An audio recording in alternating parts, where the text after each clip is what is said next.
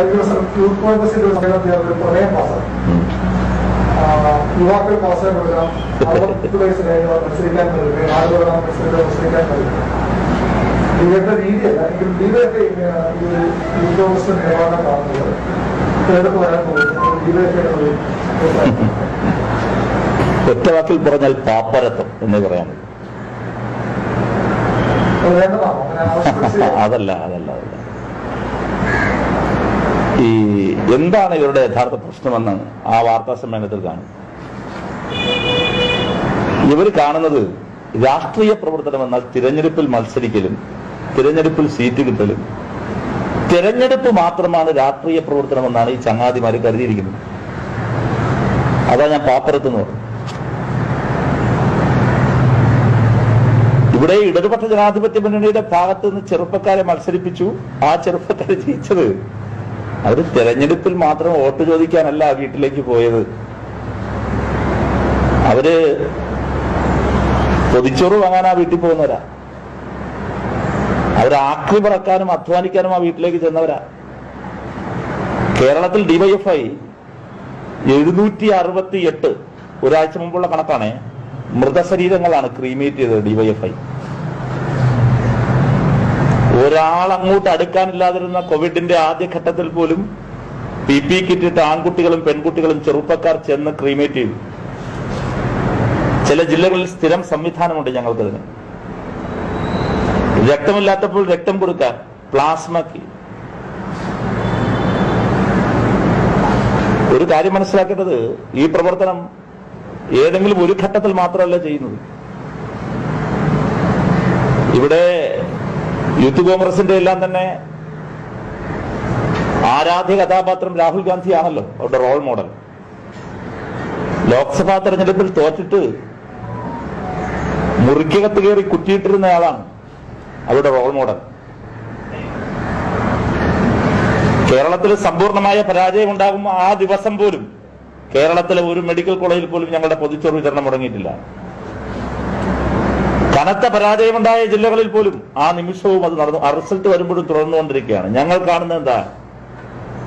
DYFI കാണുന്നത് ഞങ്ങൾ കൂടുതൽ പേരെ രാഷ്ട്രീയ പ്രവർത്തനത്തിലേക്ക്, സാമൂഹ്യ പ്രവർത്തനത്തിലേക്ക് ഇറക്കണമെന്നാണ്. കൂടുതൽ പേരെ സീറ്റ് കിട്ടണമെന്നതല്ല ഞങ്ങളുടെ ആഗ്രഹം.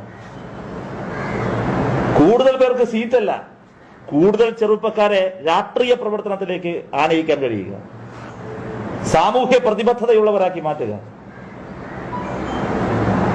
അല്ലാതെ വെള്ളയും വെള്ളയും ഇട്ടിട്ട് പോയി തെരഞ്ഞെടുപ്പിൽ മത്സരിക്കുക, 10 സീറ്റ് അധികമായി കിട്ടുക, കൊള്ളാം, കുറച്ചുകൂടി കിട്ടുക.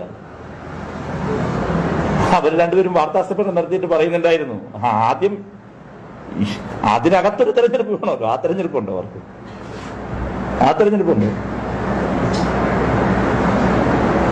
സ്വയം പഠിക്കട്ടെ അവരൊക്കെ.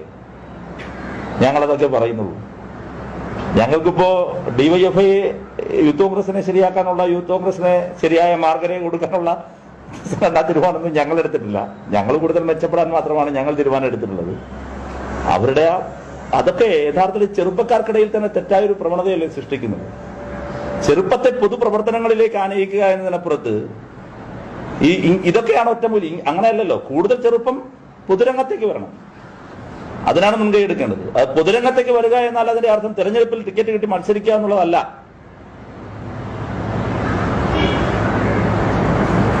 ഈ തദ്ദേശ തെരഞ്ഞെടുപ്പിൽ യുവാക്കൾക്ക് കൂടുതൽ മുന്നേറ്റമുണ്ടായ സാഹചര്യത്തിൽ നിയമസഭാ തെരഞ്ഞെടുപ്പിൽ കൂടുതൽ സീറ്റുകളെന്ന് ആവശ്യപ്പെടാൻ ഞങ്ങൾ ആവശ്യപ്പെടുന്ന പണിയില്ല, അങ്ങനെ ഒരു പരിപാടിയില്ല. അവിടെയും ആവശ്യപ്പെട്ടിട്ടില്ല, ഇപ്പോഴും ആവശ്യപ്പെട്ടിട്ടില്ല. എത്ര പേർ അങ്ങനെ ചെറുപ്പക്കാർ മത്സരിച്ചു എന്ന കണക്ക് ഞങ്ങൾ എടുത്തിട്ടില്ല. സമൂഹത്തിൽ ഇടപെടുന്നവർ സ്വാഭാവികമായും ഇതുപോലെ വരും. ഞങ്ങളുടെ പ്രവർത്തകർ എന്താ? ഞങ്ങളുടെ ഡിവൈഎഫ്ഐയുടെ സഖാക്കൾ, ഡിവൈഎഫ്ഐയുടെ യൂണിറ്റ് കമ്മിറ്റി അംഗങ്ങൾ മുതൽ മുഴുവൻ പേരും നിരന്തരമായി രാഷ്ട്രീയ പ്രവർത്തനം നടത്തുന്നവരാണ്. സീസണൽ പൊളിറ്റീഷ്യൻസ് അല്ല, തെരഞ്ഞെടുപ്പ് രാഷ്ട്രീയത്തെ മാത്രം കാണുന്നവരുമല്ല. അപ്പൊ അങ്ങനെ ഇടപെട്ടുകൊണ്ടിരിക്കും. അതിൽ ചിലരെ ജനാധിപത്യ പ്രസ്ഥാനം അവിടെയൊക്കെ പരിഗണിച്ചിട്ടുണ്ട്. അത്രയേ ഉള്ളൂ. ഞങ്ങൾ അങ്ങനെയാണ് അതിനെ കാണുന്നത്. അങ്ങനെ പ്രത്യേകിച്ചൊരു പ്രതീക്ഷ അത് ഞങ്ങളുടെ ഒരു കൺസേൺ അല്ല, ഞങ്ങളുടെ ഒരു ശ്രദ്ധയേ അല്ല അത്. ഞങ്ങളുടെ ശ്രദ്ധ ഇത്രയും നേരം വിശദീകരിച്ചില്ലേ അത്തരം കാര്യങ്ങളിലാണ്. ഇതാണ് യൂത്ത് കോൺഗ്രസ് ഞങ്ങൾ തമ്മിലുള്ള വ്യത്യാസം. യൂത്ത് കോൺഗ്രസ് 2 ദിവസം മറ്റും ഒരിടത്ത് ഈ നാട്ടിലുള്ള മുഴുവൻ പേരും എല്ലാ തിരക്കും മാറ്റിവെച്ച് അവിടെ വന്ന് ഒരുമിച്ചിരുന്നിട്ട് ആലോചിച്ചത് ചിന്തിച്ചത് ദീർഘശ്വാസം വിട്ടത് എന്തിനാണ്, എത്ര സീറ്റ് കിട്ടുമെന്നാണ്. ഞങ്ങൾ കേരളത്തിലെ ഡിവൈഎഫ്ഐയുടെ നേതൃത്വമായി ഇവിടെ ഒരുമിച്ച് കൂടിയിട്ട് ഞങ്ങൾ ആലോചിച്ചത് ആത്മഹത്യാ പ്രവണത എങ്ങനെ കുറയ്ക്കാം, എങ്ങനെ ഈ ജനങ്ങൾക്കിടയിലേക്ക് ഇറങ്ങി ചെല്ലാം, എങ്ങനെ രാത്രികാല അപകടം. ഇതാണ് ഞങ്ങൾ ഓരോരുത്തരുള്ള വ്യത്യാസം.